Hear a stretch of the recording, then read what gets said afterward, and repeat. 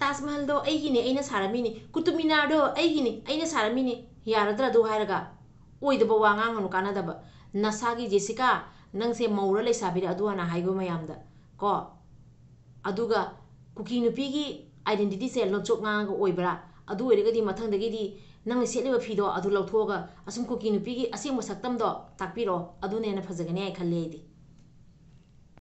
तुचया खत थुई नोगी मेरा पाइबिदो मथुन हाइगत तौबी मेरा पाइबी मयामदो तुकुसद्रो हा नोई मेरा पाइबी मथुन हाइगत लगा फनेक हाइगत लगा मखोमनो ओनसन लगा केट किसलाने अदे you stupid all Manipur mother काइना नोइना हाइ मयामदो तुकुसद्रो नोई कुकी नुपीसिना फनेक थोक्तोगा एआर गी मथुनदा तानारीसिना करिगिनो हन्ना येंगबिदेन तौरिरो Kanglai paki sakthung miyam pom nam dribo noibo hingi bro noibo noi kuki miyam pum gibado pareng pum ma pat khibagi manamdo noi khangam gani aba aduna mahik mapi oribi laina gi mapi oribi Jessica es gi mapi oribi Jessica nang apum bagi wari se noi na phamda sum thamo noi kuki ma se na sum sanabiro aduga aikhoina nungai dai phana leibase uraga noina thoi chakpado aru tobiranu kanaroi akhoi de sum nungai na leihidami kuki noina ne henjalakpa ngamane se khaluranu ikai bagisu limit ama leibani nang sidine ikai ba nang bu leisabiro mauro aduana ta hairako leisabi sairo mau sairo nang matam kharani training yaurubagi ai matam chana tholangamdre noi kari training no nawa masing jamnaba training ra natraga nasa masing jamnaba training ro training pass oi loire noibu boiler du maina mafam khudingi nasa pokthok yena mamang lasnong na hai gra tro amuka nang training lori se karma yek sagai da amuka muk palogi sige be khan be training lori do natraga noi kuki nupi mayam da nangna mawa se kya nai bajai kuki nupi amana nawa kya nai bajai be training pi ba chaluri ro taning de nangi training wari kara ko je pubira anu haibira anu nawala de banogi nawa masing kyam jamdo na chat pa training do agoi dai bi rakanu tori ba asan bai fa noina hui sansa du maina labuk maya da koi tan ne noi kai to yai no ha noina tan na ri bu du kari man ya ba noina pa na tharak pa state force ro dia ha noina pa na tharak pa state force zo akhoi na khusi to ni khangbra AR gi michen ka su changi AR na noi so ek thau sabi dra bani ke mamang de blanket pura ga jari urasu hanna yengbi de aina adu sawbagi natro noi kuki nu pidana phanek thokto AR koi tan tanari do ado khawjabi ru ranu noi se hojikti lukhak ne khanna mina tin sitok pirame nangna duga michang jangjana saraga so kesum kana roye akhoi gi ipana tharak pra ka nangna hangi bodo akhoi ipana thaninga tharakani thaning der tokani ado noi didi ko AR na lukhak ne na khando ye hoji hanna jengbi dre nangna michang jangjana su kana roye AR ga noi ga leinere mari do karino mayam puna musu khangi do ino ya hese sakmi na ba phami na ba sami na ba yarek mi na ba ado lukhak asidine mina khuning da bani ado khangu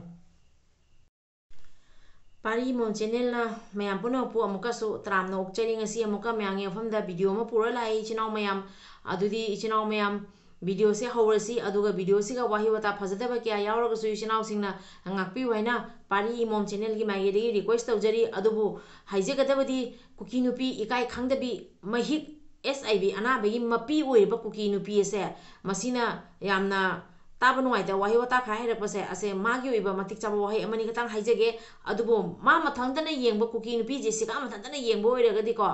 aino ma oda phajana haijai ba adu oi ra su video se channel se ga aigi nu sire ba ibung ba ichinaw lok khudi ma ki ichinaw me amna yenge bani na khachitang khandara ga haijege adubu ikai bagi matik asuki matik ikai ba khangda ba nupi Jessica se ma yafam da mangonda Jessica no wa amani ka tang thamge tauna na do phandoga plan se kamai to ino haije matam ma ai sang manu mi ta haibira ge ba ngasi di sang de ko tum nong ma di haibira ke ba ngasi di ai sang dre ngasi gi di ne nangi ama ai adu nang haibira ke atai bu di nang ai thabak chil le ko adu nang noi gi 10 years gi plan do kamai to ino haibe do ai nong ma di takla ke ba audi khangbra noi gi mai kai da changi ba noi gi state force do noi ram da thamjaro noi gi impan manung da thamjaro swai je thabira kanu khangbra swai je thabira kanu lakso lakanu nawa laude नवा लौदब मफमद नोई नमाई मथु तौबे Lyra हा मैतै से कीबनना थीना मोइदो चिटलगा खांगी state force तो थाबिरकनु हाइना हाइरिदो नवासु लौदे हाइदो थाबिरकनु सु high अदु कीरगदी अदुमाइना अमुक थाबिरकनु हाइदो करी अर्थदनो अखोइगी state force Manipur की स्टेट फोर्स मणिपुर की मफम खुदिमक्ता थानिंग मफम दा थारकनी अदु नोइना थाबिरकनु न हाइरगने हेक्ता थारक्तोइ नते नंगना लैदो मणिपुर मैप मनुंगदा मणिपुर मैप मनुंगदा खंगबा इंडिया की मैप तो अदु मनुंगदा यारबे मणिपुर दी मनुंगदा नि लैरिदो नोइ नापाइ दिने खंगब्रा नोइ नापाइ दो नोइ मादुदो हंगोबा नंग ए ममांगदा म्यानोक्सु हाइगरमी नंग नापादा मसिंग खंगमोयबा अदुना नोइगी लमसे कायना नंग खंगदबनिना ने ngahak lerega amuk ama hai nga lerega amuk ama hai ba napada masing jaman khare ado noi namana tawdi tawrmani nangsu muk dumaina tawradi ko nangi nacha duga nang nam kai pa khompi dino nambu mawra leisabiro adu ana khango adu ana amta haidoro mayamda aise leisabini aise mawni aise iwa nai uraga iwa mayamdagi nipa koina badagi tanthokpirakpani natraga karamba quality gi nupino nang siana hana amta hairako aduga lamgi matangdadi ko na ngangnarasi nangi haurakphamdo nangi nama duga nem thangsa nangi napa kya noina adugi phiomda nangsu asum tawganu akhoigi manipur se akhoi maitai ni thongna palakpa manipur leiba yelhomi mayam se akhoi yam nongaina nungsi jana na leijarakpa adu leisu leirakini aduga kuki mapham marang khangdana lakpa noina ko akhoi ai chongaga ne hekta yadina te aina Taj Mahal do aina saramini ara hekta yadina te khangaba Taj Mahal do aina saramini ara hekta yadina te Qutub Minar do akhoi papana saramini ara hekta yadina te khangaba इचिनाउ मैम थेंगदी यामना थेंगे हुजिकसे आइना video से हांगदोबदा असि video से उरे जेसिका ना समाइना वीडियो खर सेमस ए ओनसलुइगेदी खलमी अदु इरगसु असुम पाखुम खर से पीगेना अमुकमु इकाइबगिसु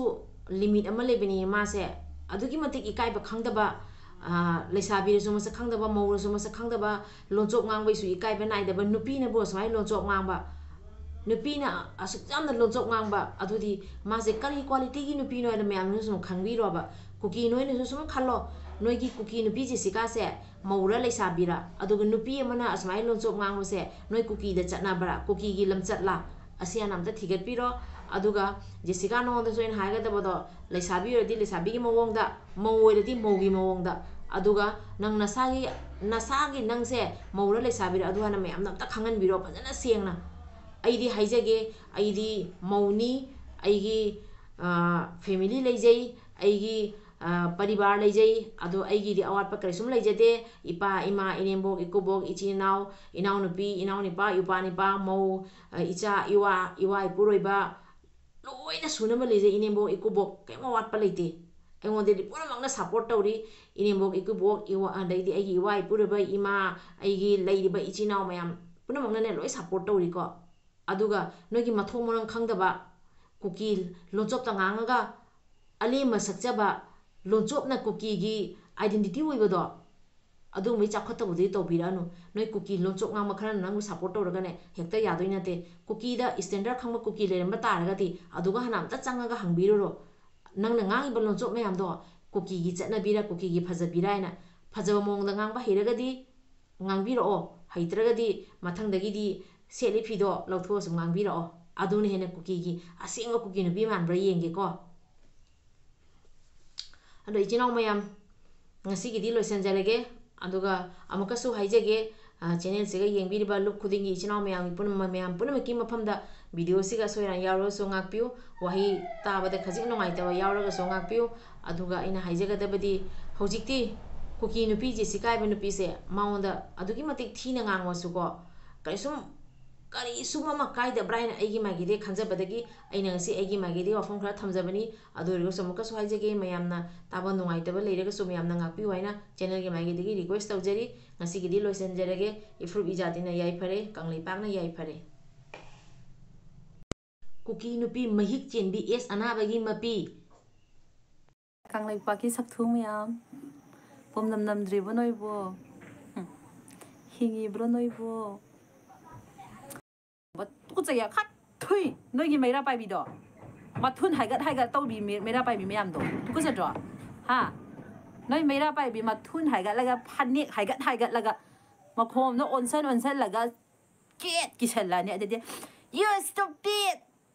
all Manipur mother ไก่นั่นน้อยนะให้ไม่อันดูทุกสิ่ง